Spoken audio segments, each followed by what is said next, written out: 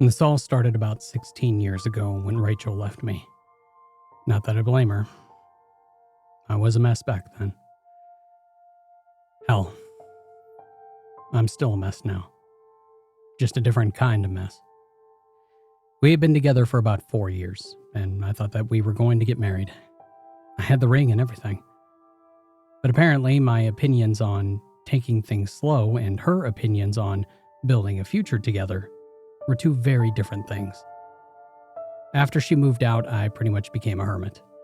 I was a freelance developer, mostly building AI algorithms for tech companies, so I was already working from home most days.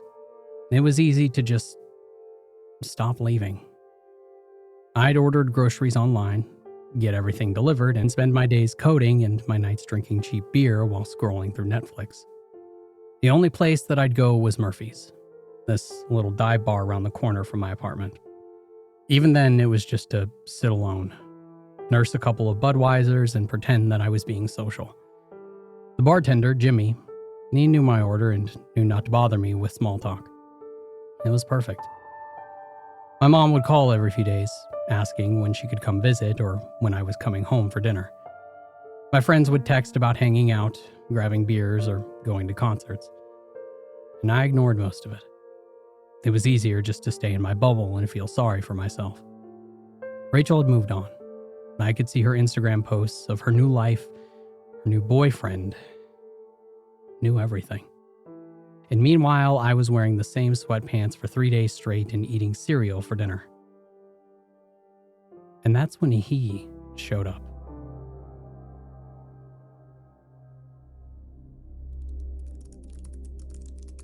It was a Tuesday in February, around 2 p.m. I remember because I was in the middle of debugging some neural network code when the doorbell rang. And I almost didn't answer it. I wasn't expecting any deliveries, and I definitely wasn't in the mood for Jehovah's Witnesses or solar panel salesmen. But something made me get up and look through the peephole. He was tall, maybe in his 50s, wearing an expensive-looking gray suit that probably cost more than my rent. Perfectly groomed silver hair, the kind of confident smile that made you trust him immediately. He looked like he belonged in a boardroom, not standing outside my shitty apartment building. I opened the door, probably looking like I had been living in a cave for months, which wasn't far from the truth. "Mr. Walker." His voice was smooth, professional. "Yeah, it's me. Can I help you?" "I certainly hope so. My name is Mr. Blackwood, and I have a proposition that might interest you." He glanced past me into my apartment, taking in the empty beer bottles, the clothes draped over the furniture, and the general disaster that was my life. "May I come in?" Everything in my brain was screaming that this was wrong, but there was something about his presence that made me step aside and let him in. And he sat down on my couch like he owned the place, completely unfazed by the mess. "Mr. Walker, I will get straight to the point. I represent certain interested parties who are conducting a social experiment. We're looking for individuals who might be willing to participate in an extended isolation study." "An isolation study?" "Quite simple, really. You would agree to remain inside your residence for exactly 1 year. No leaving, not even to step outside for fresh air. No exceptions whatsoever. And in exchange, you would receive $1 million upon successful completion." And I stared at him for a long moment, waiting for the punchline. "You're serious?" "Completely. You can continue working, use the internet, order anything you need for delivery. The only requirement is that you cannot physically leave this apartment for 365 consecutive days." $1 million. I made decent money coding, but $1 million would change everything. I could pay off my student loans, my credit cards, maybe even buy a house. And honestly, the way that I'd been living for the past few months, I was basically already doing it for free. "What's the catch?" "No catch. Simply a year of your life in exchange for financial freedom. We'll provide you with a direct deposit of $50,000 up front to cover any expenses, and the remaining $950,000 upon completion." He pulled out a contract from his briefcase. It was surprisingly short. Just 2 pages of legal language that basically said that I couldn't leave my apartment for a year, and if I did, I'd forfeit the money and I'd have to pay back the advance. I should have asked more questions. I should have wondered who these interested parties were, or why they'd pay someone $1 million to stay home. But I was depressed, broke, and honestly, the idea of having an excuse to avoid the world for a while sounded perfect. And I signed the contract. To be honest, the first few months were actually amazing. The $50,000 hit my account before I even woke up the next day, and suddenly I could afford good food, better beer, all the video games and streaming services I wanted. I threw myself into my work with a new enthusiasm, taking on bigger projects and making more money than I'd ever had before. My friends thought that I was crazy when I told them about the deal, but most of them were also kind of jealous. Dude, you're getting paid $1 million to do what you're already doing? My buddy Marcus said during one of our video calls. That's the easiest money ever. Even my mom was supportive, though she worried about my mental health. Just promise me that you'll call if you need anything, honey. And maybe try and eat some vegetables once in a while. I started talking to myself around month 4, but it didn't feel weird. Just little comments while I was coding, or narrating what I was doing while cooking. All right, let's see if this algorithm actually works this time. Normal stuff. Everyone talks to themselves sometimes, right? The hardest part was the loneliness that would hit at random moments. I'd be having a great day, crushing some coding project, and then I'd see a photo on social media of my friends hanging out without me, and I would feel a punch to the gut. But I had video calls, texting, social media. I wasn't completely cut off from the world.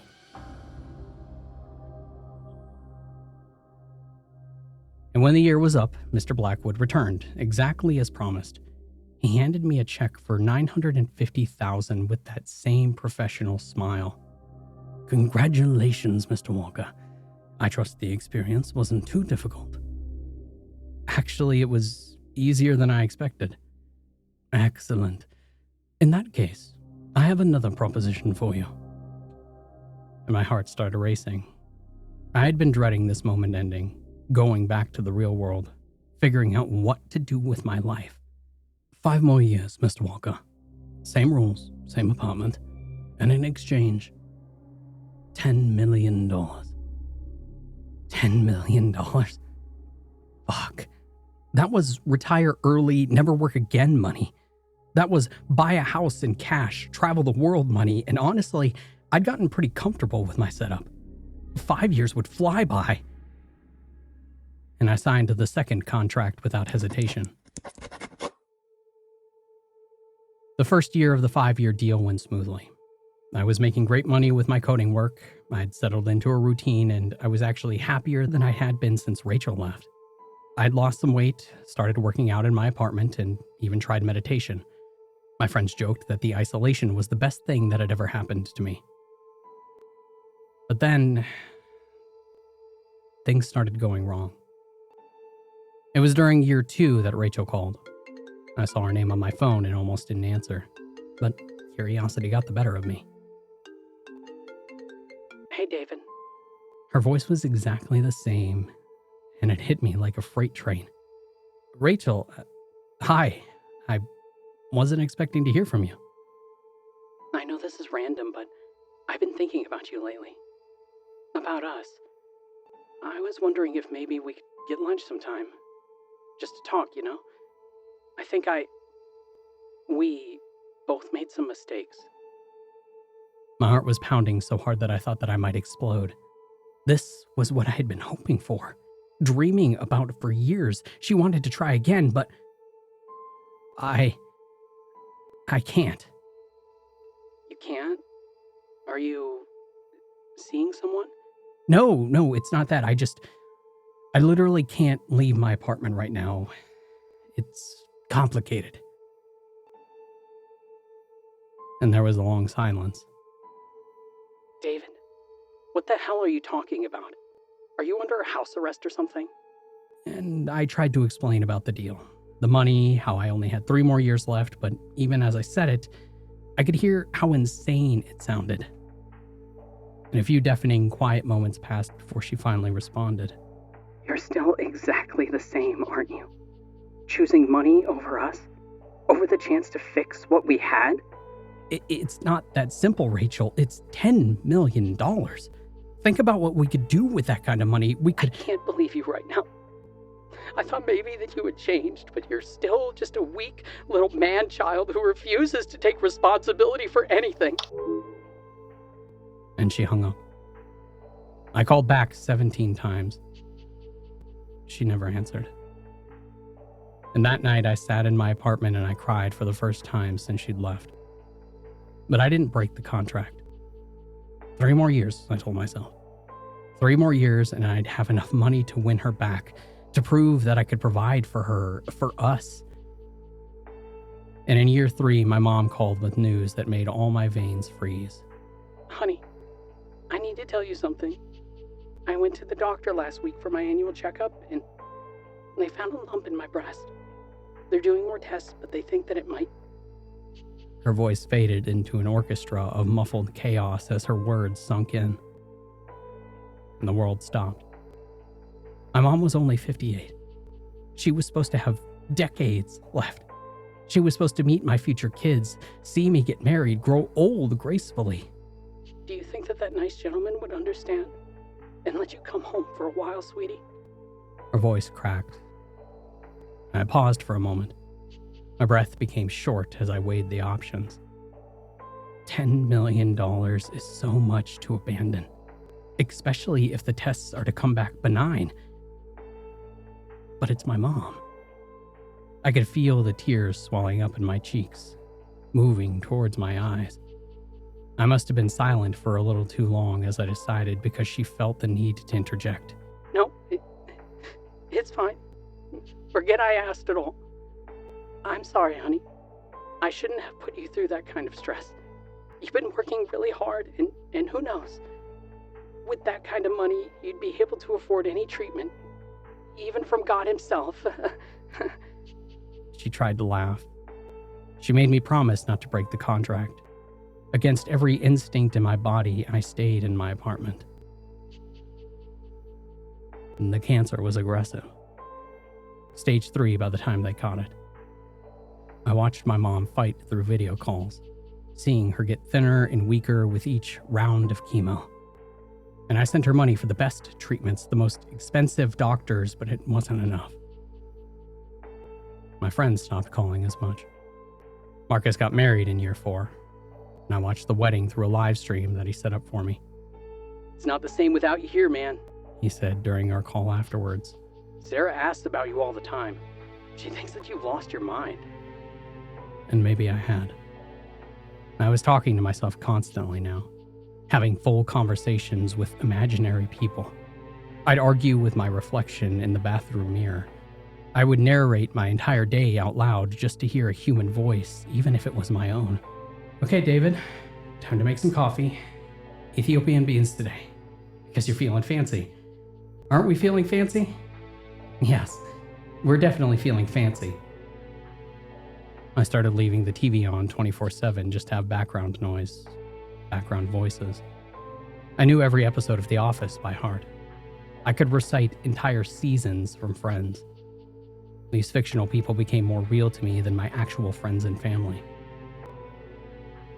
And my mom died on a Thursday in February, year 5, day 364.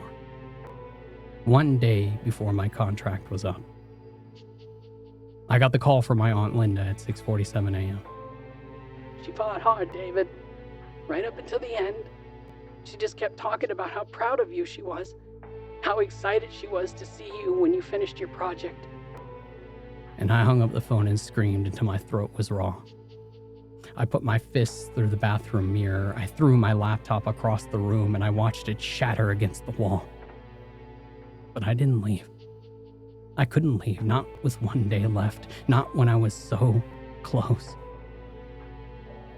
And Mr. Blackwood showed up exactly 24 hours later, at 6:47 a.m. And he handed me a check for $10 million. My condolences on your recent loss, Mr. Walker. Of course he knew. I was about to tell him to go fuck himself when he smiled and continued. I have one final proposition for you. 10 more years, same arrangement, but this time we'll make it worth your while.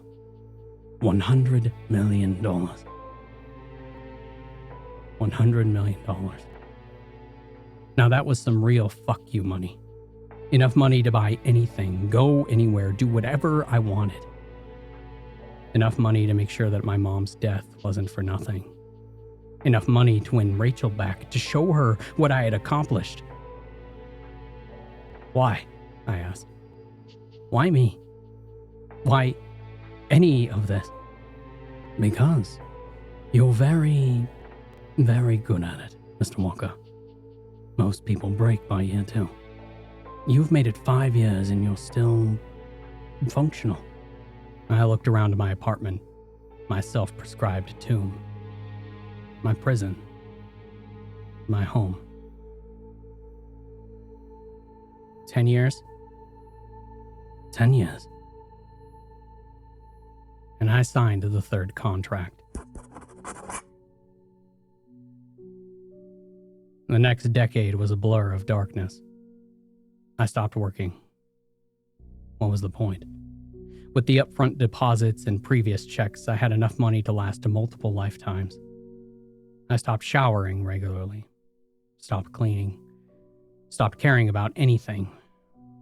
I had slept for 16 hours a day and spent the other 8 staring at screens, watching other people live their lives. Rachel got married. I saw the photos on Facebook before I finally deleted all my social media accounts. She looked happy, radiant. Everything I could have given her if I hadn't been so fucking greedy. And Marcus and Sarah had 3 kids. I watched them grow up through Christmas cards and sporadic texts that eventually stopped coming altogether. They stopped asking me when I'd be done with my project. They stopped asking about me at all. I started seeing things that weren't there. Shadows moving in my peripheral vision. Voices calling my name from the hallway outside my door. Sometimes I'd spend hours talking with my mom on the phone before realizing how long she had been dead. The apartment started falling apart around me. I'd patched things just enough to keep them functional, but I stopped caring about making the place livable. The walls were stained and the carpet was torn. Everything smelled like despair and stale air. And by year 8, I was barely human anymore. I'd go days without speaking out loud, weeks without looking in the mirror. I had forgotten what my own voice sounded like. I forgot what it felt like to touch another person, to breathe fresh air, to feel sunlight on my skin.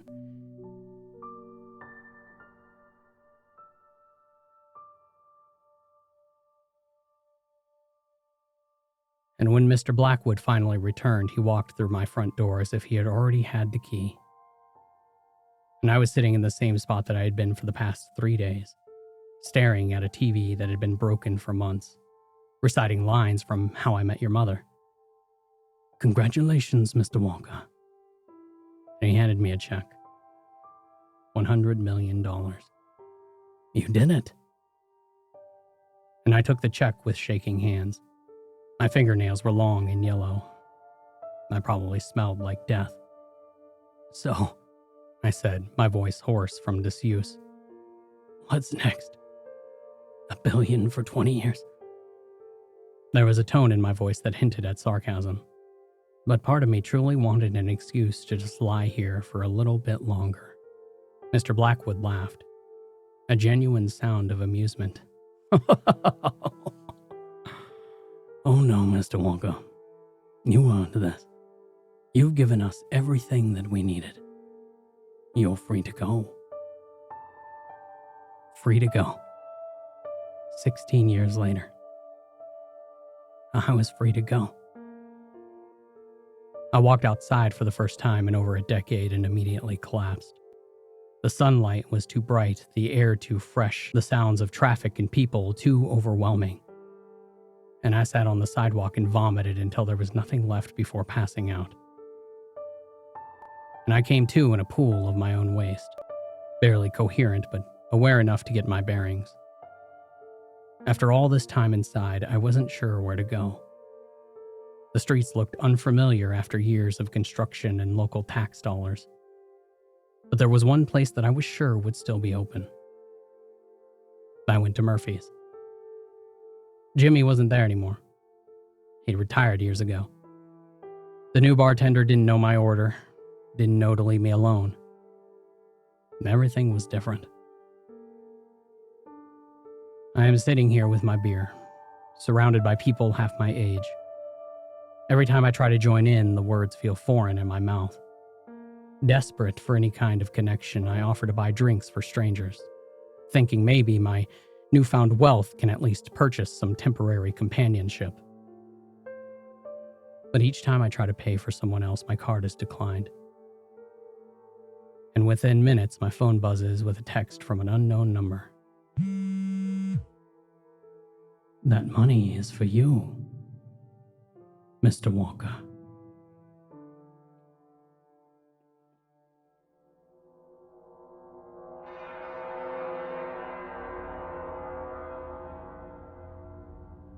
I don't remember much about my childhood, just like most people. Those memories are always vague, and eventually you realize what you remember is probably just a reconstructed memory. You don't have much choice in the matter, and are usually convinced that your memory would never fail you. The first memory I have was when I was 5. I'm not sure if it's real or not, but that's when I think I met Michael. I never had any friends, so I was glad when I met him. He called me Jack, and I liked it.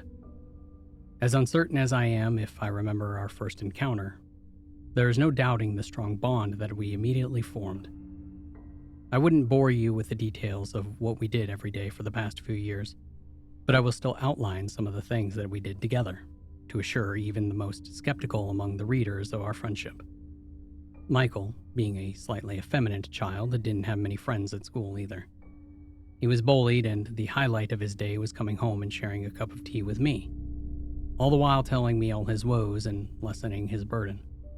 The tea, unlike my words of consolation, was make-believe. Another one of his favorite activities was cutting my hair. He would style it in all sorts of ways and enjoyed each one of them. Fortunately for him, my hair grew inexplicably fast, and he often got a chance to restyle it.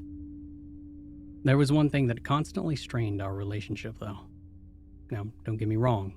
Michael and I had absolutely no hard feelings towards each other. It was his parents. I don't think that they approved of me, and I couldn't tell you why, even if I tried. And it wasn't just approval. I began to think that they hated me. The longer our friendship lasted, the worse that it got. It pains me to even think about it, so I won't dwell on this for long. As quickly as our relationship had initially flourished, it began to diminish after 2 years. Michael grew to become a stocky football player, and I remained exactly the same as before, scrawny and completely incapable of competing athletically. He made new friends and started to ignore me, and this hurt me a lot, especially since I was there for him in his time of need. His abandoning me was the last thing that I expected, and it hit me hard. I felt like I had no one left in the world. And as I sit in the corner of the room and write this, I can see Michael and his friends watching TV. Sometimes it seems like he notices me and looks my way. But I know better. I have now resigned to my fate. He created me, but forgot to destroy me.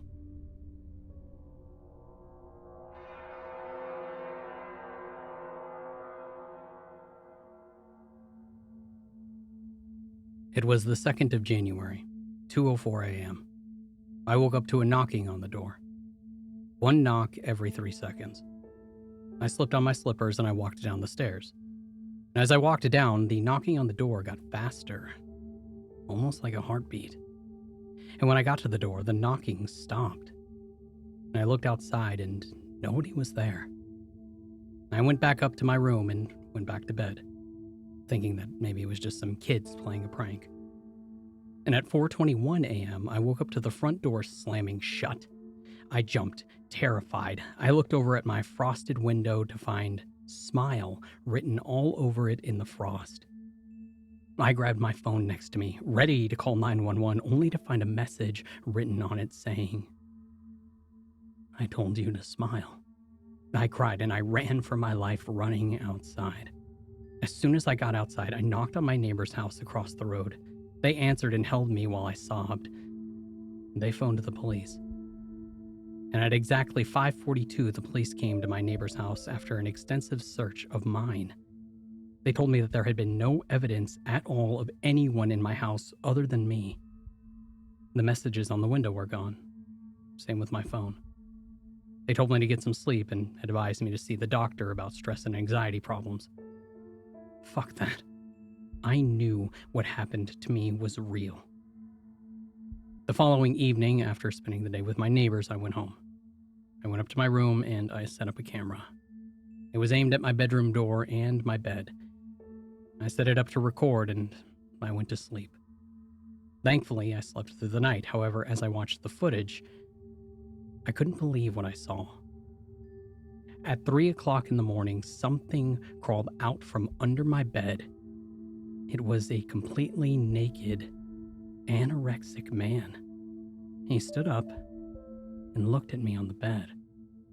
He did so for another hour, not moving at all.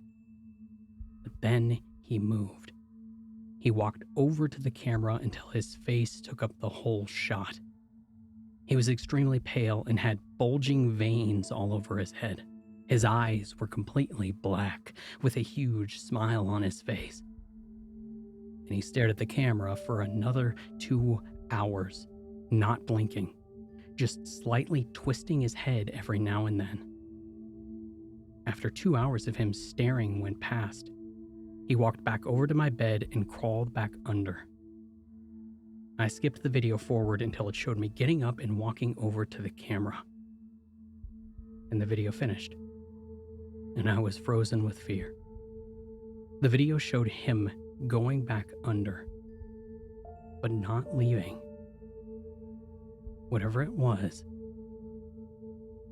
still there.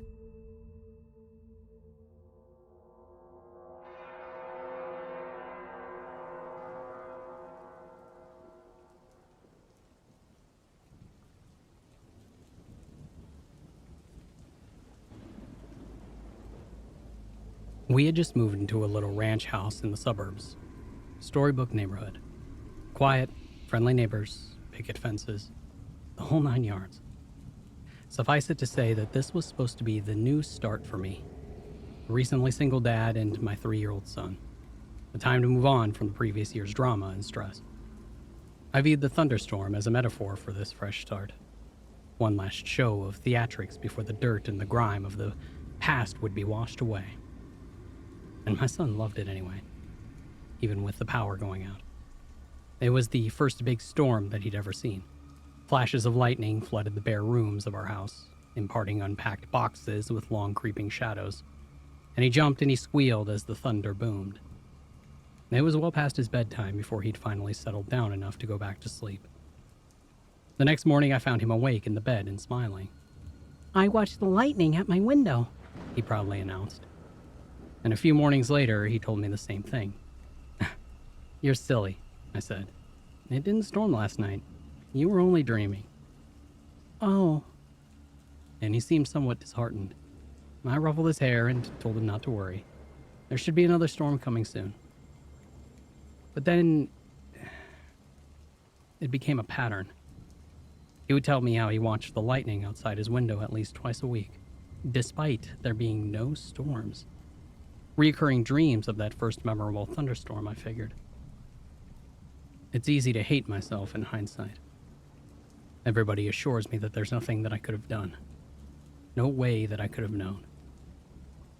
But I am supposed to be the guardian of my child. And these are useless words of comfort. I constantly relive that morning. Making my coffee, pouring milk over my cereal, and picking up the newspaper to read about the pedophile local authorities had just arrested. It was front page stuff.